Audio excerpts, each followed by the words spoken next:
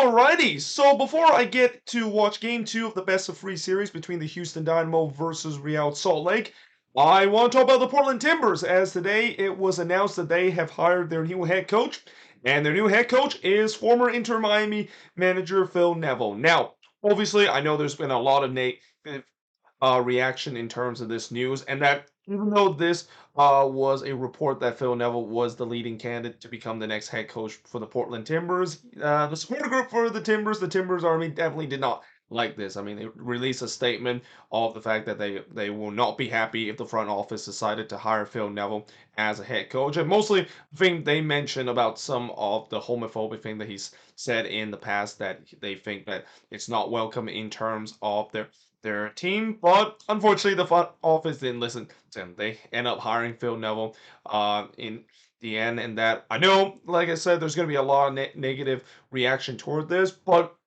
I think we're getting to a point where you gotta at least give a head coach a chance to coach the team and see if he can get the best out of your team. Because I think this was something said last year when Ben Olsen was hired as the head coach of the Houston Dynamo, and how there was like a lot of negative comments from the Dynamo fans not liking this hiring, especially from what we saw Ben Olsen doing his DC day, playing that negative brand of soccer. And guess what? This year, not only the fact that the Houston Dynamo have turned around in a big way, but that negative style soccer that we saw Ben Olsen run with DC United was nowhere to be found this season for the Houston Dynamo. In fact, he was able to get them a trophy and a U.S. Open Cup win in the process of them playing in the playoffs and potentially moving on into the next round. They can win a little later tonight. So yeah, I think as much as there are some negative comments about Phil Neville coming to the Timbers from the Timbers fan base, you got to at least give him a chance to see what he can do. I mean, the biggest criticism I think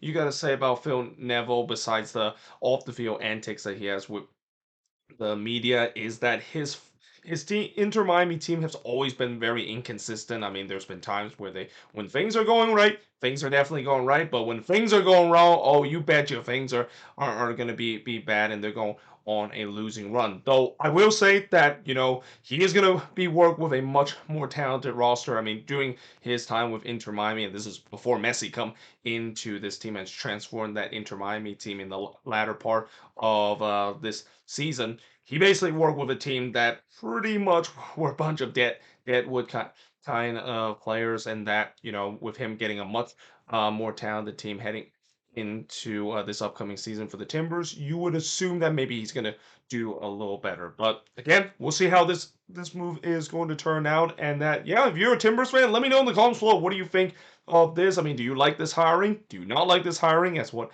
many Timbers fans have said. And let me know in the comments below how Phil Neville is going to change the fortune of this team, of trying to get themselves back into playoff contention and just simply make the playoffs for the first time since 2021. It's hard to believe that the Portland Timbers have not made the playoffs since 2021, and they have missed the playoffs back-to-back year. Consider this team has been a consistent playoff team ever since they finally won their first MLS Cup back in 2015. But yeah, hope you guys enjoyed this video. If you do, make sure you guys do like, smash the subscribe button, and yeah, I of course will see you guys next time.